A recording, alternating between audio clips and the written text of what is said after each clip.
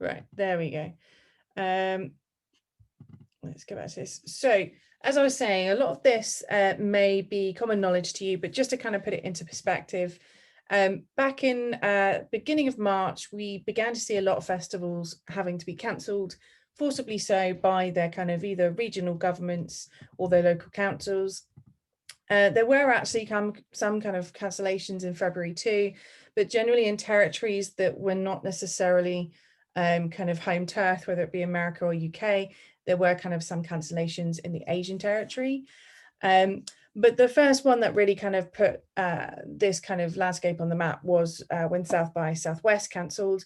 And these are just a few kind of potted festivals that kind of were the fallout from that, and we are going to kind of look at some of them later on. But generally, March is when the landscape completely shifted and festivals had to make a decision. So what are festivals doing now? So from March until right now, festivals generally had three options. They either cancelled, they postponed, or they actually went online. And further to that, as we've begun to go into an area of the landscape where festivals or regions are beginning to open up in a little more limited capacity, the term hybrid has come in, which generally means either a drive-in or actually an outdoor screening of some kind, or a venue with very, very limited capacity. So I'm going to talk to you as a filmmaker about the parameters of how a festival is using your film to go online. So how they are kind of displaying your film. This is an area that we're really keen to kind of reiterate to filmmakers, because I think the term online has a very negative connotation, and we kind of want to nip that in the bud and actually kind of say festivals are doing everything they can to make sure that your film isn't just going online for everyone to see, that there are some security parameters in place. So you'll hear the term geo-block quite a lot. Which generally means it's being limited to where the film can be viewed online. And that might be by territory, so somewhere like the UK or US, or it might be by state, especially in America, like Ohio or Florida and so on. But it's generally limiting. So therefore, filmmakers can still retain some kind of premiere element to their film, which festivals are very aware that filmmakers do want to kind of have some control over that. Password protected, it's very common that you will, in exchange for buying a ticket or registering, be given a password which lasts for 24 hours, 48 hours, all the duration of the festival. Live streamed is something that festivals are kind of experimenting with still, which it is similar to screening at a particular time. So like you would turn up at the theatre or the cinema at a set time to watch a film, it's live streamed as a one-off. It doesn't exist online post-screening. Behind a paywall is exceptionally common. Not every festival is charging a fee, but it's behind a transactional effort. So you would have to register to create an account or kind of buy a ticket. So it is kind of an extra step of security. And the last one, which is what I mentioned, a lot of festivals are not so keen on doing and kind of turning away from because they know it won't necessarily satisfy a lot of filmmakers, is that they're putting it online with no restrictions, which isn't necessarily something that a lot of filmmakers want. It's also not what a lot of festivals want to provide. What I will say is that these are interchangeable with each other. So you will find that some festivals might geo-block behind a paywall and password protected, or there might be password protective and live streamed and so on. So this is just a very good overview for you to kind of understand what it means when a festival says, we're going to go online, we're holding a virtual edition, this is how we're going to screen your films, because they will be very upfront about it. So I said these are going to be some case studies. So what I've done is split it into three chunks, and this is quite a lot of information. So I've kind of tried to streamline it as much as I can. But essentially, when we reached out to festivals that have had to make that decision to go online, we tried to approach festivals that happened in March, April, May, and then June, July, August, and then September, October onwards on what their plans are. We have tried to get a real variety of festivals because obviously we are reliant on the festivals that get back to us. We are still getting responses. So this is always like a fluxing kind of case study research. But what we wanted to do was kind of gather content from the festivals about how many films that they had originally planned, how many films opted in. And you'll see a change, you'll see a distinct change, because these are festivals that were supposed to happen early on and then postponed and so on. So it might seem a little bit kind of all over the place, but we've kind of limited it to when the festivals should have happened. So first of all, ARBOR. It's one of the first festivals that went fully online and at very short notice. It's a very long running festival, 58 years, and it's Academy affiliated, and it has an experimental focus. So they didn't change their dates because obviously it was so close to when they were supposed to run. What they did is they actually kind of kept the same dates, but just allowed an extra day for any of the award winners to be screened. They had 143 films that they had programmed, they had selected. Now, of course, for them, it was a last minute thing. They were kind of cancelled in Michigan. So they had 140 films opt in, which is actually quite high. The only reason the other 3 weren't allowed to screen, 2 of which were with a distributor. So the distributor wasn't necessarily keen at that particular point about going online. But also the other one was shot on, I think it was like 16mm film. So of course, it's not going to have the same feeling as screening in real person as it would do online. So for this festival, it was exceptionally fruitful. They actually saw a massive increase in audience reach. They generally get about 30,000 footfall, but they got about 60,000 plus screenings in terms of live streams. So this actually proved really fruitful for the film festival, and they kind of got a lot of silver linings, reached a wider audience, and actually put an experimental festival on the map, whereas some people might not necessarily have considered watching experimental films to begin with. Cleveland International, which you would have seen on my original slide, this is an interesting one because they were cancelled by their local mayor and their regional government. And they then decided to create an online edition from scratch. So it was a very big kind of task for them to go from standing still and having a full program to no program, and then restarting and completely putting together from scratch an online version. Academy affiliated have a very wide program. They were supposed to be in March, leading into April, and what they did is they cancelled the festival and then actually changed the online version dates to later in the month of April. This gave them time to actually kind of engage with distributors and sales agents to work out, because they were dealing with a lot of feature films.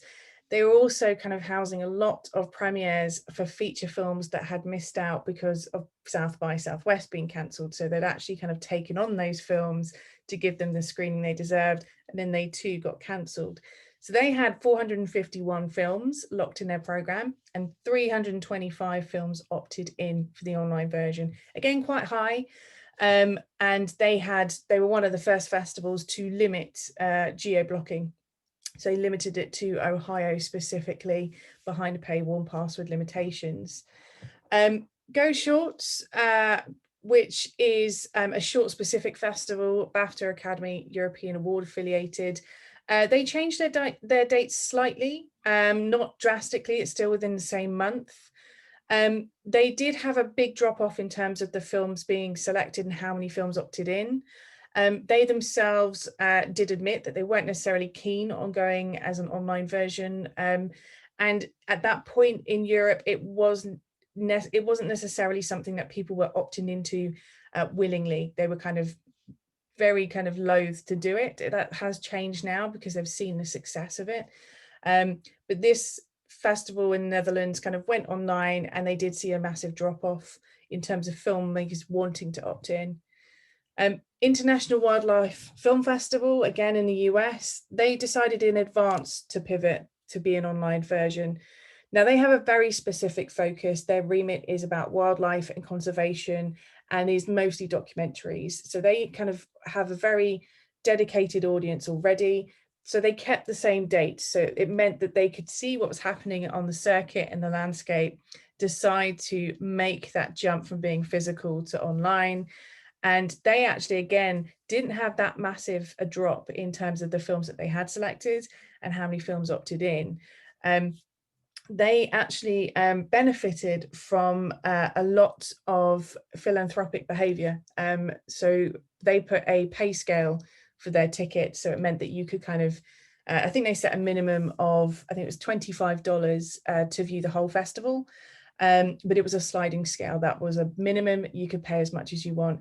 They actually raised a lot of money, which possibly could do with their dedicated audience, because it is conservationists and documentarians and focus on wildlife. But again, they saw a really good bonus in pivoting online. Oxford Film Festival, which is in Mississippi in US. So these were their decision was quite interesting. They were due to happen and then decided to postpone, then went online, and then actually kind of towards the latter part decided to do a hybrid. So they had a drive-in as well as the online element.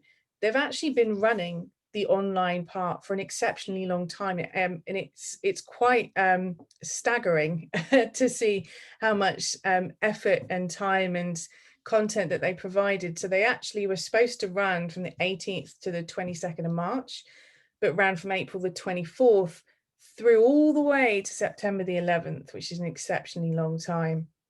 They did something quite interesting. They did a revenue share with filmmakers. So what they did is for every kind of block of short films, any kind of profit that they made from those ticket sales, they would share with all the filmmakers in that block. That's not what every festival is doing. It's a bold choice. Obviously, nobody runs a film festival to make a lot of money, but Oxford decided that that was something that they wanted to give back to creatives, especially in this kind of very turbulent time. They had 220 films selected, 189 kind of opted in. So again, not a massive drop off, but it's still quite a lot of people kind of being okay. So you're beginning to see this kind of increase in festivals opting in rather than dropping off. Now, Minneapolis St. Paul International, they postponed their festival so they could head online. So they kind of had the foresight to go, let's not rush this. We're going to change our dates from April and go on a month later so we can prepare.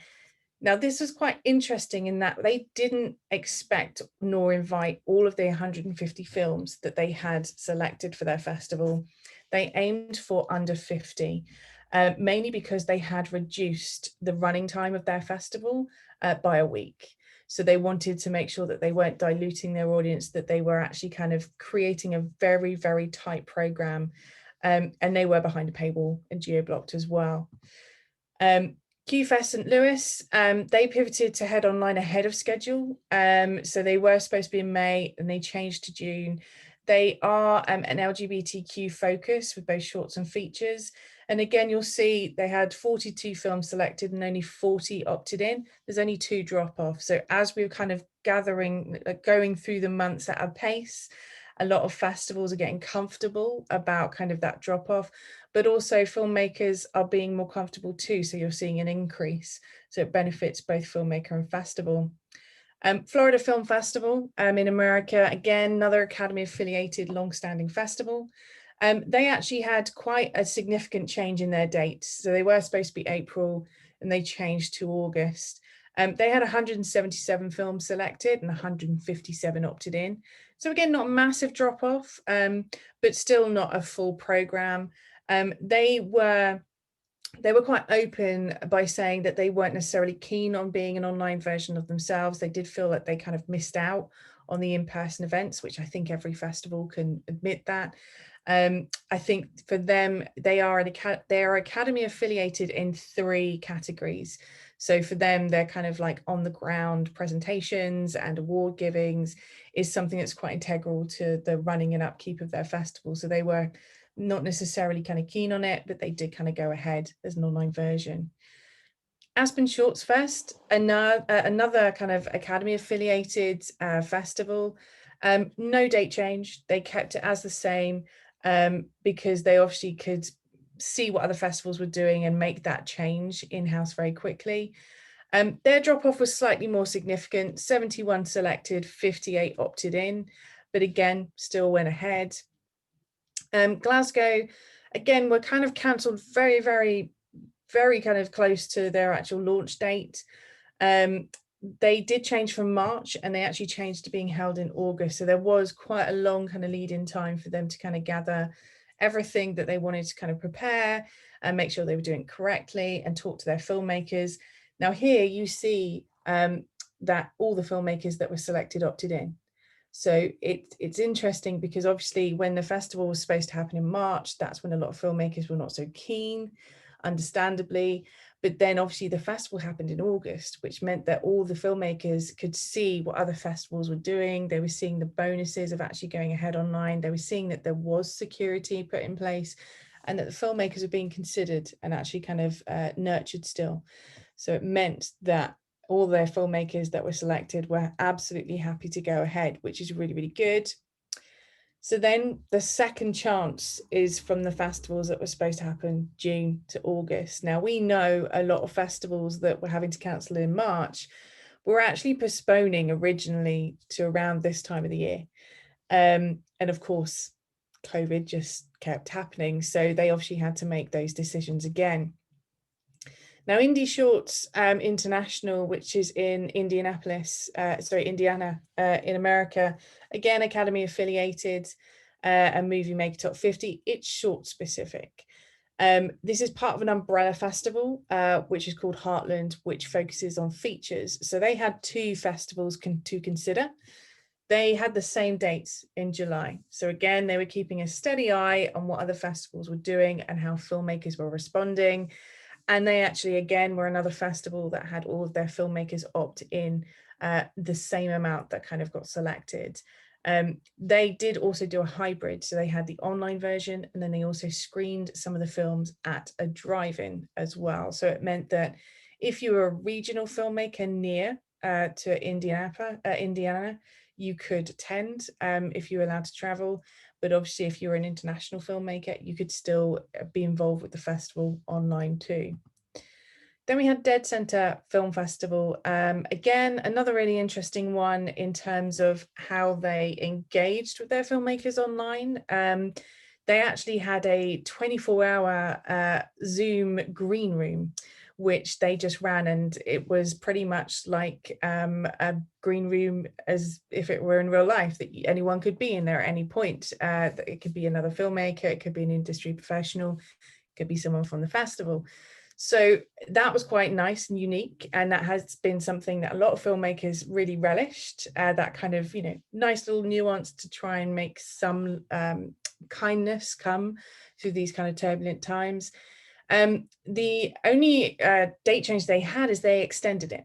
They kind of kept their 11th of June kickoff, but they actually extended it. They only had 10 films drop out, which I think, given this time of the year, that's quite impressive. Bearing in mind, we've seen an uptick in terms of how many people have been opting in as we go through the year.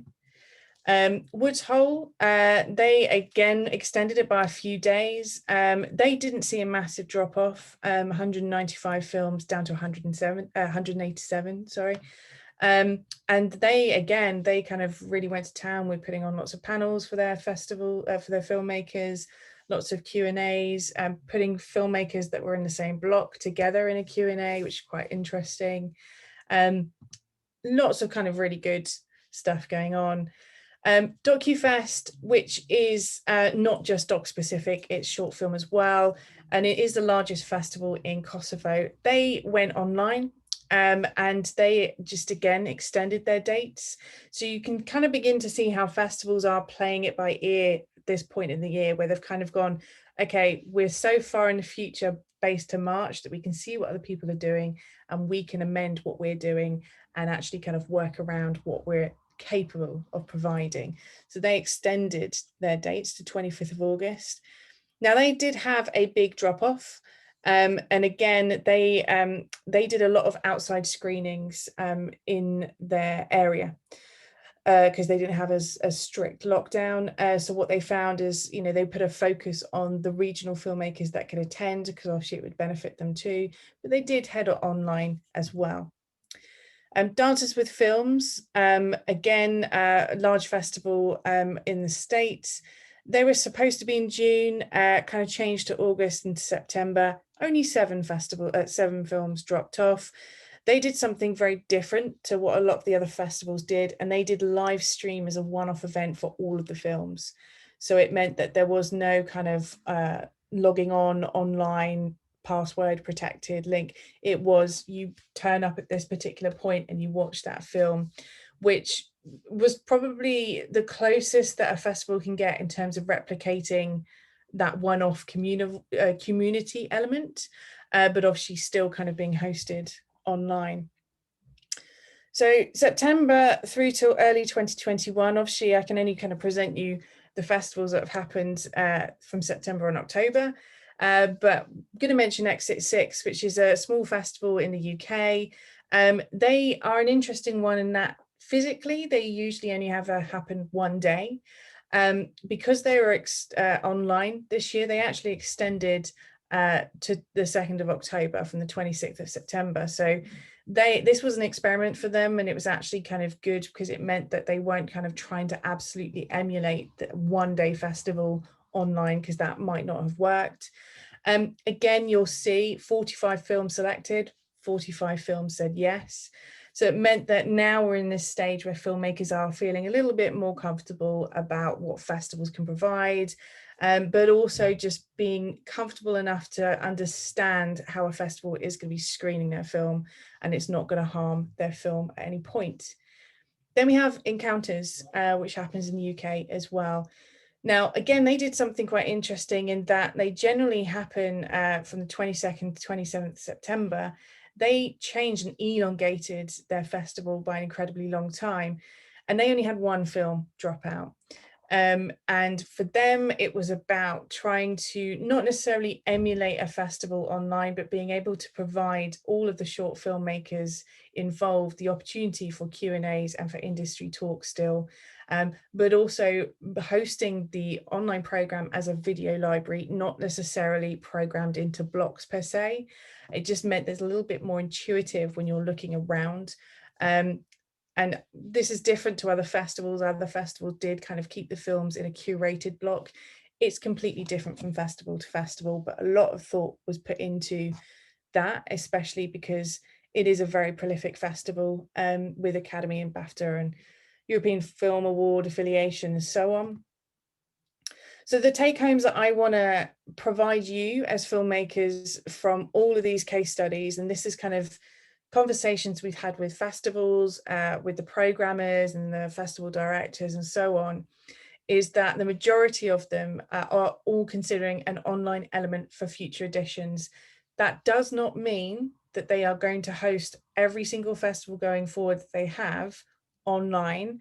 What that means is they will be hosting an element, whether that be a particular separate program, or it might be a video library for industry professionals, or it might be their industry talks or workshops. What they found is that it was exceptionally beneficial for someone to be able to kind of reach those talks that maybe couldn't travel to the festival, which was really good. All expressed that this year was a year to experiment because there was less pressure. And that was down to things like talking about duration of their festival, the selections that they were making, and also marketing. What we find is that this is a whole new era for all the festivals, but it's put them on an even setting in terms of nobody knows how to respond to this situation. So it means that every festival has the opportunity to experiment without being lambasted because of how they've done something, because there is no set way. Festivals can still make good and bad decisions, but in terms of actually presenting their festival to an audience, this has been a year for a lot of them to actually say, we've enjoyed the experiment because it made us think about other things that maybe we hadn't thought about, which leads me on to the next point. All found new or forgotten audiences. And this has been specific as disabled audiences, but also kind of socioeconomic, those that can't afford the tickets or kind of a festival pass, but also local residents as well. So those that maybe knew there was a festival that goes on in their hometown, but had never really had any inclination of attending, Whereas because everyone was a captive audience in their houses with access to the internet, there were a lot of local residents of festivals actually kind of taking part, and that obviously opens up for a continued relationship for next year and so on, and can lead to volunteers as well. The majority of festivals lost profit, and that's a mixture of box office and or sponsorships. So that's kind of festivals that maybe didn't kind of get the sponsorship deals that they previously would get, just because a festival pulled out because it's not a physical event, or they thought they weren't going to go ahead. But the box office is mostly where festivals have lost, because obviously they're not taking place in physical venues. And depending on the festival itself, they might be taking a revenue share or box office split, or it might be that the venue hire is free, but on the fact that, you know, they would sell X amount of tickets. But the majority of festivals have lost monies, either to kind of mount their edition as a virtual festival. But just some other kind of silver linings to take from this is the Q&As and panels that can be provided to filmmakers is phenomenal. I think that we've never seen so much engagement being able to take place from filmmakers all over the world. Usually if you can't attend your screening, you don't get the opportunity for a Q&A. And for a festival perspective, if you might have a block of 10 films playing, you might be lucky to get even half of the filmmakers attend. And as a filmmaker, you get 1 or 2 questions and that's it.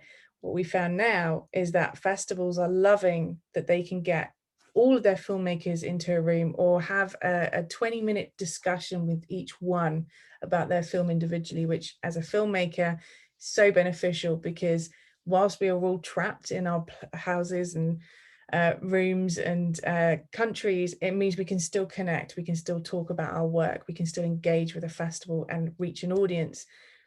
The next thing for festivals is the industry outreach. They have been able to knock on those doors that maybe aren't necessarily always open because of the situation, and say, hey, can we have you as a guest speaker for an hour? Everyone's pretty much got time right now. They're not kind of traveling. They don't have full diaries of skirting around everywhere. So we have seen festivals suddenly get these fantastic opportunities for guest speakers, and again, builds up future relationships, but it's a good marketing pull. If you can say to your selected filmmakers, hey, we've got this brilliant filmmaker talking to us for an hour, you know, you've got a front row ticket, albeit through a screen, but it's really beneficial for you. The festival community has increased. Now, this is something that, unless you run a festival, might not necessarily kind of translate. But what it means is every festival is kind of helping each other out within reason. So what we find is a lot of festivals will kind of tap each other up and say, hey, you did this thing. Did it work for you? What would you recommend? Or, oh, I saw you use this platform. Can you be really honest with me and tell me if that worked for you or didn't work? So there's that kind of communication between festivals, which is increasing, which is really, really good, because there should never be any animosity. There should be kind of support, especially in a situation like this. And the positive networking, we call it positive because I think a lot of filmmakers are missing that they can't physically attend a festival. I know I'm missing attending festivals. That's what I spend the most part of my job doing throughout the year.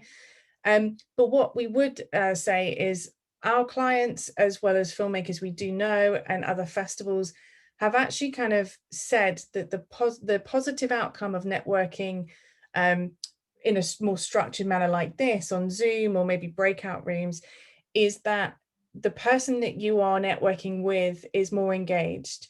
And I know that a lot of our clients are not necessarily very confident.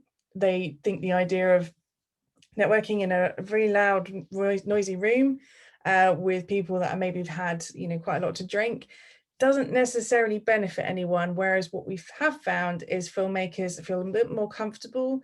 They're able to really kind of pitch their work, or able to kind of talk about another project. And those relationships and those connections are further cemented because people are interested, they're actively engaged, you get that 10-15 minutes with someone and it means something, rather than just trying to get everyone's business card in a room whilst you can't hear what people are saying. So there are kind of, again, lots of silver linings. You just have to kind of put yourself in a different perspective. So what to know and what to expect going forward. So what is going on with festivals right now? So the majority of festivals have had time to make the decisions for their next edition. And the transparency between filmmaker and festival is increasing, which is brilliant. They're actually kind of reaching out to filmmakers and saying, hey, what do you want? What do you not want? Because of course, they want to provide a suitable environment for you as a filmmaker and your film. You will have more communication. That's the one thing I can guarantee you about. And that's sometimes before you've even been selected for a festival, because a film festival might be figuring out what they want to do, how they want to do it, and they want to hear your feedback as a filmmaker.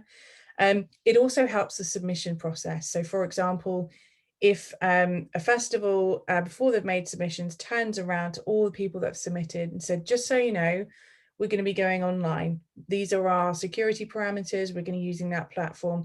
If there's anyone who doesn't want to be included, if you are selected, let us know now.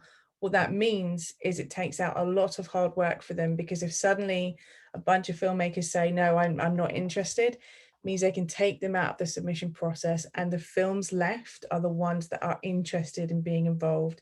It might seem like a little thing, but the selection process is really tough and really hard work. So you don't want to spend a lot of time as a festival selecting all these films and then go to send the submissions out and say, hey, you've been selected, for half of them to come back and go, we're not interested, because then suddenly you're having to kind of curate your film festival. Territories are beginning to open up in moderation. So we've seen kind of Italy kind of open up in some areas, obviously with kind of restrictions, whether that be kind of with security parameters like social distancing or limited venue space. America, it's state by state, it's going to vary. And obviously it depends if the venues are open, if a festival is using cinemas too. And you will hear the term hybrid, and I've mentioned it several times already. I think what we're finding is the term hybrid is possibly more common overseas, in terms of not necessarily UK at the moment very heavily. If it is mentioned in the UK, it generally means that there is a venue of some kind, and it's generally kind of a chain cinema, because they have the ability to kind of have a screen that's got lots of seats that you can kind of block off. So I know that BFI Film Festival did that too. But generally very common in America, because they have existing drive-in spaces or spaces that they can utilize as drive-ins too. The term online, as I mentioned earlier, has a negative connotation. First off, if a festival pivots to being online, like I said, they will be asking if you want to opt in. It's not a done deal. So just kind of bear that in mind. Festivals are kind of preparing themselves still for filmmakers to say no. As I said, a lot of filmmakers warming to the idea now. It is becoming quite commonplace, but again, it's just something that they will kind of say to you at the beginning. Secondly, an online festival is very different to a festival that has had to go online. Personally, our company isn't so keen on online festivals, and by that I mean a festival that exists online, that's their only level of existence. We feel it doesn't necessarily benefit the film or the filmmaker as much as it could do, because a lot of them happen monthly. But festivals that have had to move to be an online festival are very different. You're dealing with festivals that have a potentially larger brand to them. They have that industry kudos and they have a known name. So they're trying to make this worth your while as much as they can as a filmmaker. And thirdly, each festival, as I mentioned earlier, will have very different security measures. And it doesn't mean you have to say yes. There may be an issue with exclusivity or premiere status. It might be that if your film is tied up with a distributor, what the festival is presenting as an option to kind of be mounted in their online festival does not work. So it's good to kind of get into the habit of finding out what a festival is doing. If they haven't told you already, they should do. But just so you can have all the facts at play before you say yes, because there might be something that just doesn't work. It's not one size fits all. And fourthly, depending on when you submit and what festivals you decide, it can differ. So for example, Encounters is a very good one. They decided very early on that they were going to switch to be an online version. They decided that when they were still open for submissions. So what they did is they kind of reached out to everyone that had submitted and said, just so you know, we're changing, we're going from being an in-person event to an online version. Are you okay with that? If you're not, let us know. We can give you a refund. That's fine. You can take the film out of competition or consideration. But if you're fine, that's absolutely cool. Just leave it as is. So what you're finding now is festivals on their submission listing are kind of saying, we plan to go ahead as X, but we might have to go with Y and Z. So it's good to kind of, as a filmmaker, understand what you're going to expect from a festival, because for the main part, the majority of festivals now, heading into January and February, they are kind of mounting themselves as online editions. That's mainly because the lead-in time is good for them.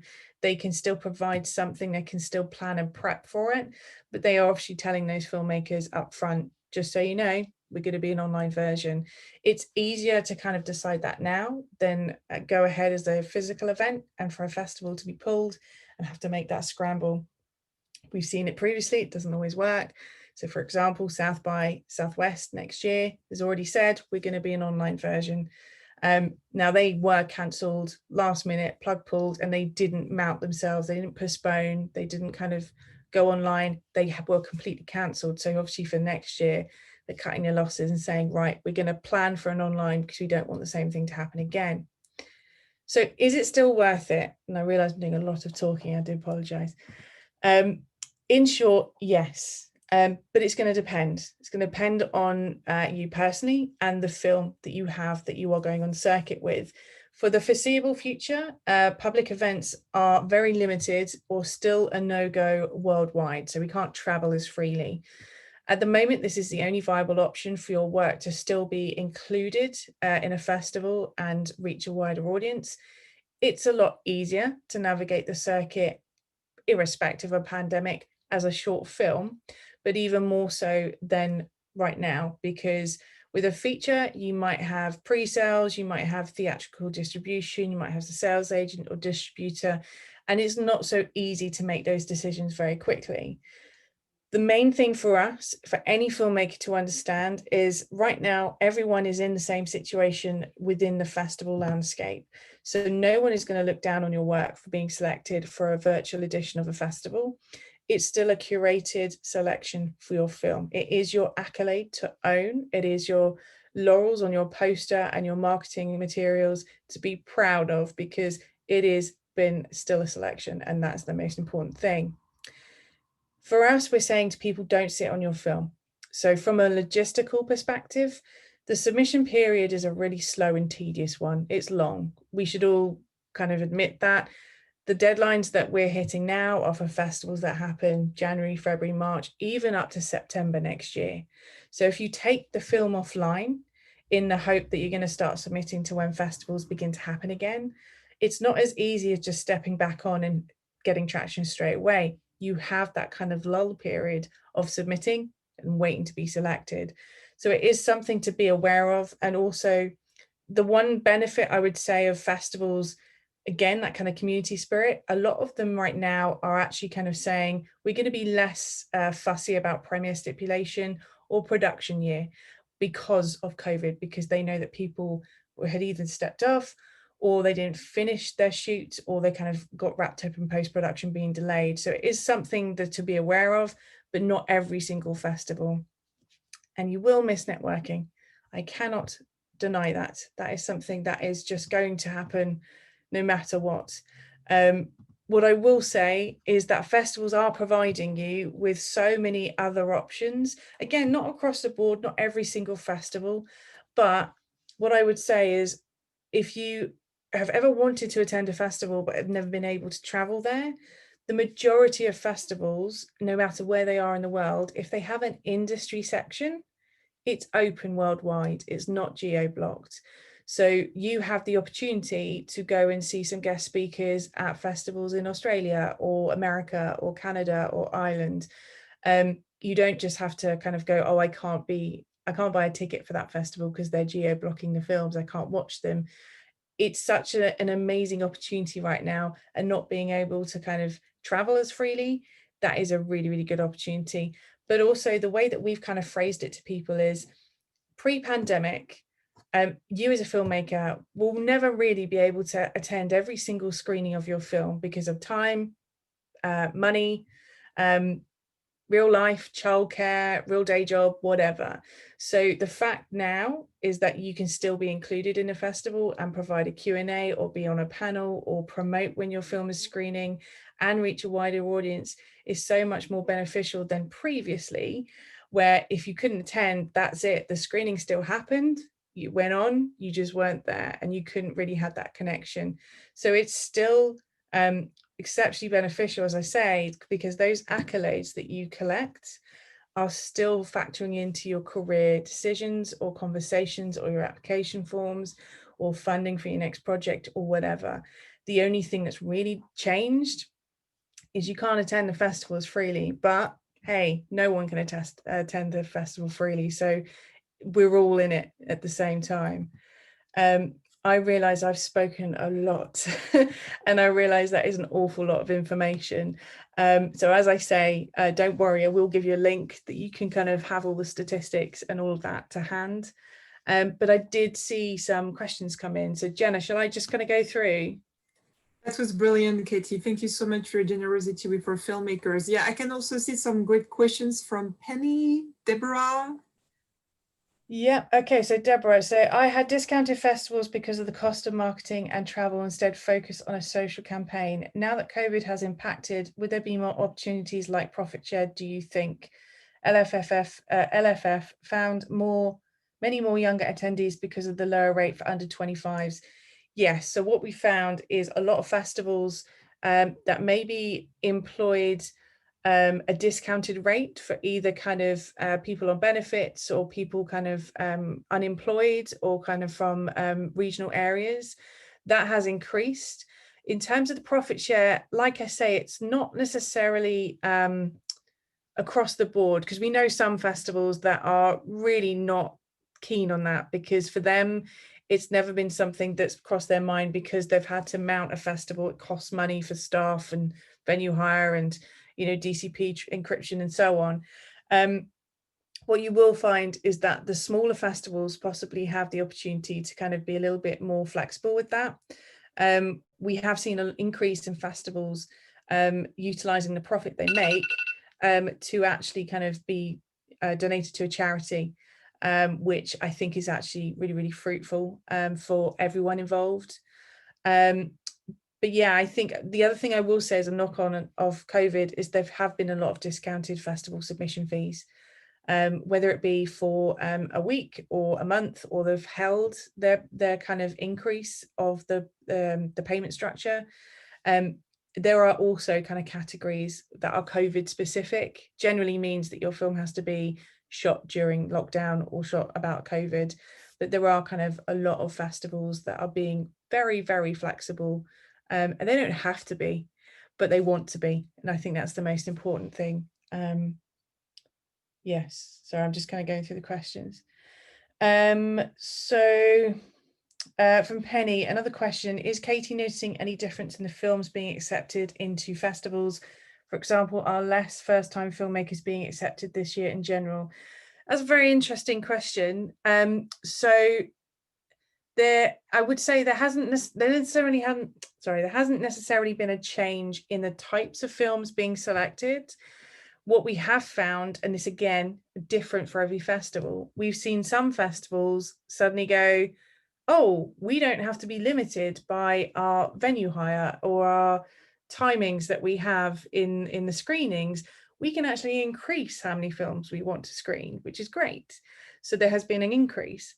But on the flip side, some festivals have gone, we don't want to dilute our audience. We want to make it smaller so we can really push and promote those films that have been selected and don't overwhelm our audience. So that's on a practical level in terms of number of submissions. In terms of content, again, it's going to vary. We've seen more festivals embrace the COVID element. So there have been categories that kind of focus in on, like I say, COVID or pandemic as a narrative element, or it's been shot during COVID times. We've seen a lot more festivals embrace local and regional filmmakers by having a separate category for them, which kind of can help bolster those filmmakers that maybe would have benefited from attending, not necessarily being selected, but just being there. I think it's an interesting one because we have some film festivals who say, we've had enough doom and gloom, we want lighter, we want comedy, we want uplifting and inspiring. But then also we had some festivals that are going, we're not going to change our style of programming because we're here to challenge and educate and inform and inspire. So again, depending on the festival is going to be how they respond to it. The main thing I will say is that the biggest change for festivals is if they actually go ahead, because a lot of the smaller festivals have been small enough to make that decision and go for it. Some of them where they're a bit more reliant on sponsorship and regional kind of governmental support have kind of had to go, we're not getting anything, so we can't do anything. So I would say, if anything, like I do feel really gutted for first-time filmmakers that are stepping on the festival circuit right now, but for all of the benefits that are coming from it, I think it's probably a really good first year to have, because after that, I don't think when we go back to kind of festivals in person, we're not going to have this amount of connectivity or urgency to be online and to have those online Q&As. I think it's something that's really beneficial to any filmmaker, whether they're first time or seasoned pro. But when we go back to those in-person events, you lose that kind of like the kind of intimacy of where we are right now. So again, not doom and gloom. I'm kind of all for seeing the silver linings and actually kind of still helping filmmakers to realize that. But I think it's going to vary in terms of like how many festivals are actually kind of accepting a lot more work. The main thing is it's strong content and they've got an audience to fulfill. So they're going to be curating to that. I think that's all the questions I could see, but if anyone else has any more. Feel free to jump in if anyone wants to just also say hello and ask anything. I was going to say that first, thanks you guys for this. Thanks, Katie and Jenna. But I was going to say, I hope moving forward that festivals continue with both the online and the in-person when we go back to the in-person, because I've had a fantastic time doing these. Everything that you said, Katie, is what's been happening in my experience. The reach that you can get as a filmmaker and content creator has been exponentially multiplied. My film has played in South America at a tiny little festival in Bogota, Colombia, and I was able to attend virtually. Like, it's been amazing, and the connections and everything. So I hope we keep both going forward. I miss the networking so much. I miss being in person with everybody, but still the trade-offs are amazing. Yeah, and I think that's the thing. Like, I kind of wish that more filmmakers could hear responses like that, because I think the natural reaction for any filmmaker is to go, oh no, it doesn't mean the same. Like, I'm not there. And my film is screening, but like it's not a real festival. And you kind of go, but what's the alternative? The alternative is no festivals happen and nobody gets anything.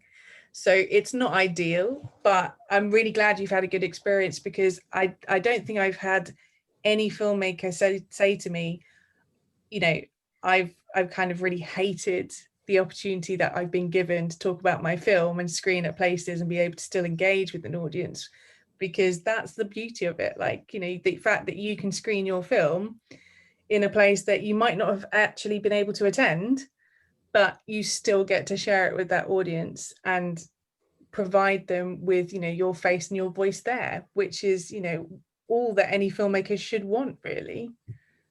Yeah, I wish more filmmakers could see the positives. I'm hoping that you'll go away kind of realizing that there is something to still harness. And it's also been amazing to attend other festivals, you guys. I've been as active as I possibly can to attend. Like I attended the New York Film Festival that's been around forever, which I never could attend before, but I attended it virtually and went to the filmmaker Q&As virtually. And you can engage with these filmmakers by just, you know, like typing into the chat or going on screen with them. It's been great. Like I can't say enough about how great it's been. Good. That makes my heart sing. It really does. I've just seen a question from Maya. So I'm nearing the completion of my film and was wondering if I should be pushing to complete by a certain date to try and get it into the A-list spring festivals, or is it too late this year round? So it's really going to come down to the film in question. So the way that we always say it is you're always missing a deadline or just coming up on a deadline. Dependent on the level of festival that you're aiming for, it's going to dictate where you go. So for example, if you've got a film that is strong enough, first of all, for the top tier festivals, so we're looking at like Locarno, Berlinale, Cannes, Venice, they are premiere specific. So you will need to bear that in mind. What I would say is, for example, Venice, not long finished, they require a world premiere. So if you are aiming for Venice, you have to sit on your film for a long time. And also it might not get in. So you kind of miss the opportunities in between that. So it really is kind of looking at the strength of your film. And if you are going to be aiming for festivals that are not premiere specific as absolute as that, like world, international, European, then you can start the circuit whenever you want, because there are no other festivals that have such a strict premiere stipulation.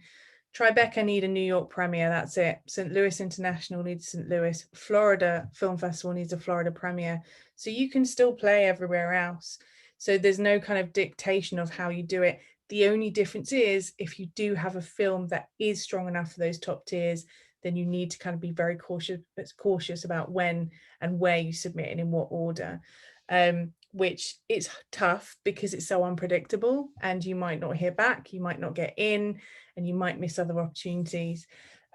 Just off the back of that, like we had a world premiere in Venice, I think 2 years ago now, and we submitted it there because it was strong enough, and they had the budget and the premiere stipulation was still in place. After that, it played in St. Louis International, and it played at Aesthetica, and it didn't play anywhere else. So it doesn't necessarily dictate that you're going to have a really fruitful circuit journey because you've got a very big festival. It's still up to the kind of taste of the festival programmers and festival directors, and they know their audience more than anyone else does. So they are kind of your mini gatekeepers. So I would say focus on getting the film finished to the best of your ability and make it the film that you want. I don't want anyone ever trying to kind of flex their film to make it a Berlinale film or a Cannes film. It should be the film that you want to go on the circuit with and stand by. And if that means that it takes longer for the film to be finished, so be it. You want that film to be the version you want it to be. If it means you finish it and it's under 15 minutes running time and you are near the deadline for Cannes, great. But don't necessarily pick a festival to kind of work around, because it's a very easy way of setting yourself up for disillusionment maybe, or just being rejected. And you will get rejection on the circuit, it's part of being a filmmaker, but you kind of want it to be rejection that is easier rather than unobtainable. I hope that's answered you, Maya. Any other question?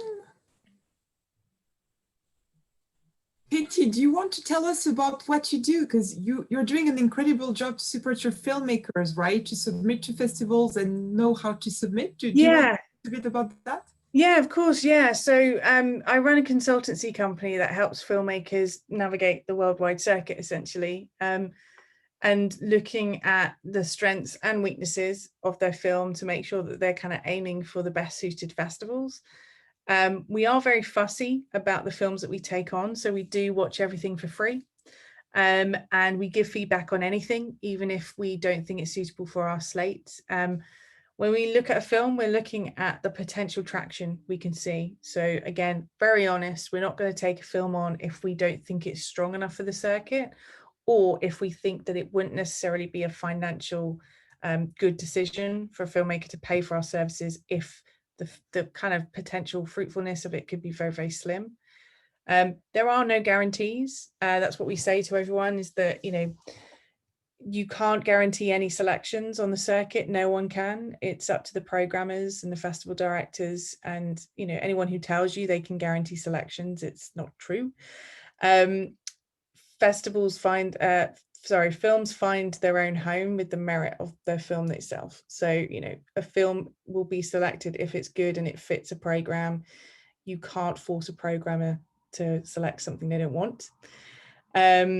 Which is something that I find it really weird that I still have to say in 2020, but there are filmmakers that kind of presume that you can sweet talk someone to taking a film on. Trust me, no. If they don't like it, they don't like it. Most of the time, they love every film and they really feel for every film. They just can't find a space for every single film. And that's, again, another nugget that I would want anyone to take away, is when you get rejected, it's not necessarily the worst reason. It's generally because you don't know what's being submitted alongside you. It could be that you reached quite high, but you just got pipped to the post by something else. And a lot of festival directors, you know, they lose sleep over sending out those rejection emails. So yeah, it's Festival Formula, Deborah. So it's festivalformula.com.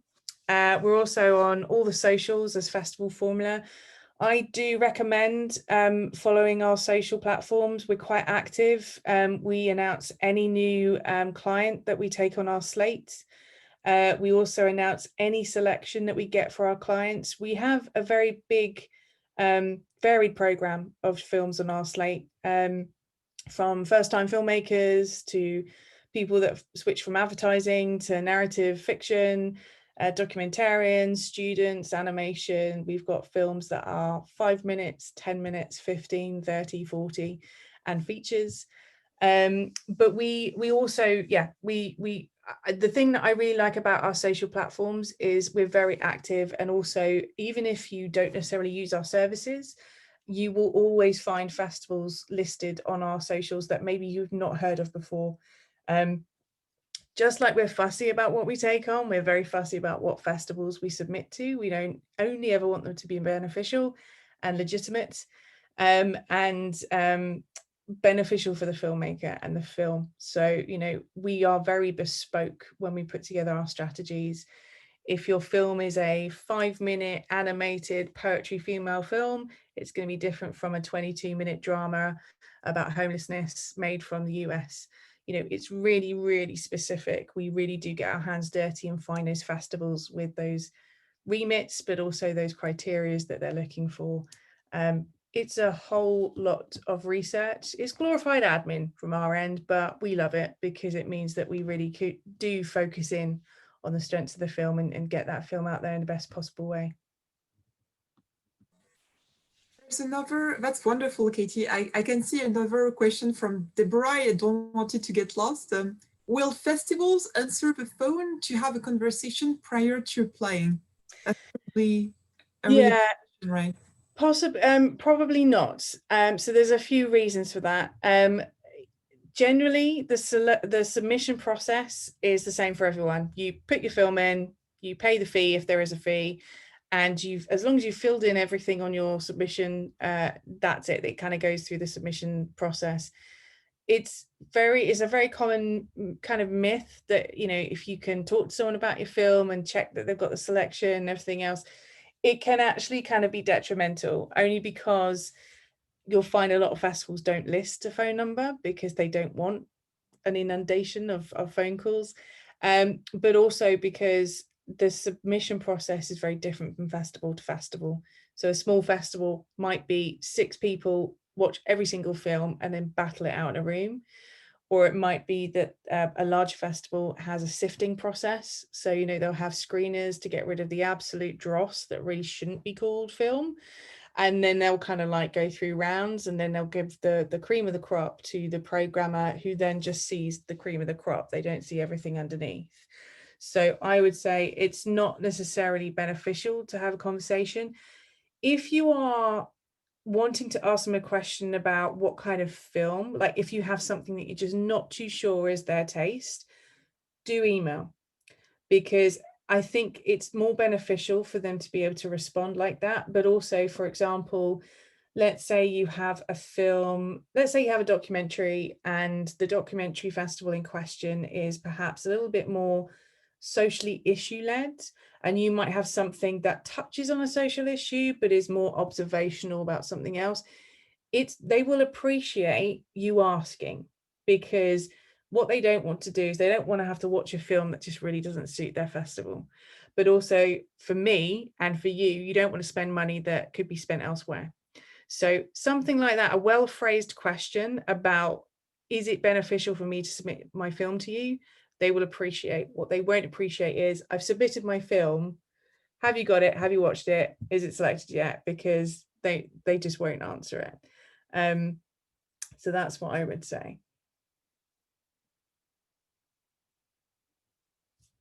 Good.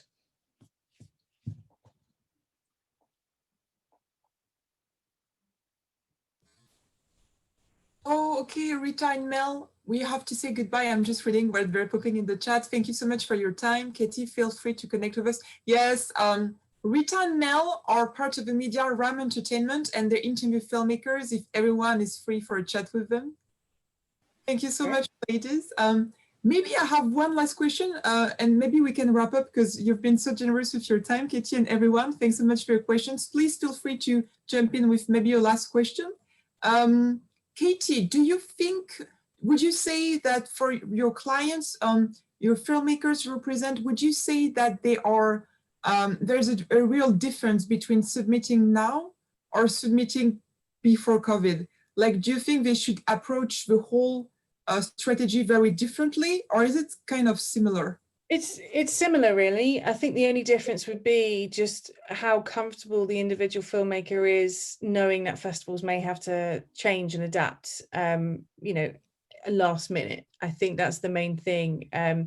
Festivals are being exceptionally transparent right now on their submission listings, where they will say, we're aiming to do this, but we might have to do that. That's quite commonplace now, because nobody really knows how long COVID is going to be around, or the effects it's going to have on venues, but also like the festival hire and everything else. So the only real difference is when those festivals might be taking place and how, but they are majority still going ahead. There's still few cancellations, and that's mainly because the cancellations were so last minute, or because they are such a big entity, they can't necessarily just pick up and then just move to another part of the year. That's why South by Southwest couldn't do that. And also, you know, the end September, October, November in the festival calendar year is exceptionally busy already. So trying to move a festival from March to, you know, September, October, you're just asking for, you know, more trouble, because trying to find a date that you don't clash with anyone. So that's the only real difference, is how the festival's occurring and possibly when. So we've already seen Tribeca move from April to June. We've already seen Cannes kind of float the idea that they have, you know, several contingency plans if they don't end up going ahead next May, which involve kind of pushing their dates until they are kind of very close to Venice. That's the only real thing. I think you'll find that with bigger festivals, not necessarily smaller. Smaller festivals have the ability to be more nimble, that they can actually kind of go, we're going to go online and we've got, you know, 4 months to prep for it. It's a little bit different when you're a bigger festival, when you've got industry presence, international press, you know, sales involved in a market. It's a little bit more hectic, but for the main part, it's the same. It's just understanding that you are on a very difficult, turbulent journey, as well as the festivals.